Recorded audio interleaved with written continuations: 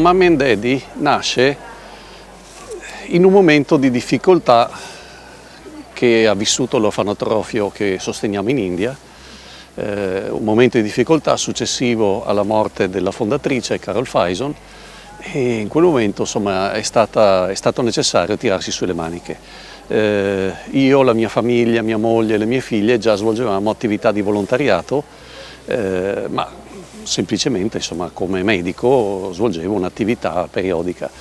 Ma nel momento in cui persone a cui ti eri affezionato, persone a cui volevi bene, erano in difficoltà e avevano fame, ci siamo trovati nella situazione di doverci dire, guardandoci negli occhi, che si fa. E così nel marzo del 2017 è nata Mummy and Daddy Onlus. Un'esperienza che mi ha cambiato e che mi ha aiutato a rendermi conto di quanto è importante apprezzare quello che si ha. Un'esperienza che secondo me chiunque dovrebbe fare, perché tutto viene messo poi in prospettiva, no?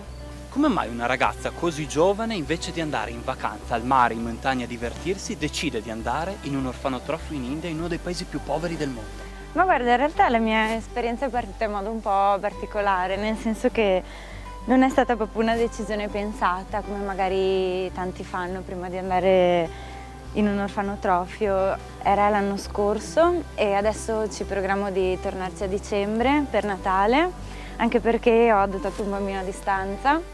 Così giovane? Sì. Alla fine comunque il costo di adottare un bambino non è esorbitante, anzi se pensi a tutto quello che in realtà puoi donargli con dei piccoli contributi, se consideri, è tantissimo, e quindi sì.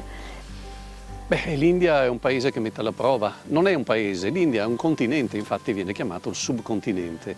In India tutto è più crudo, tutto è più diretto, tutto è più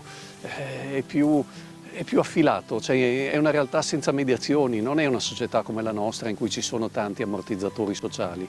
Lì le cose avvengono direttamente, lì si muore, lì si vive, lì si nasce, ci si diverte, lì i colori sono più forti.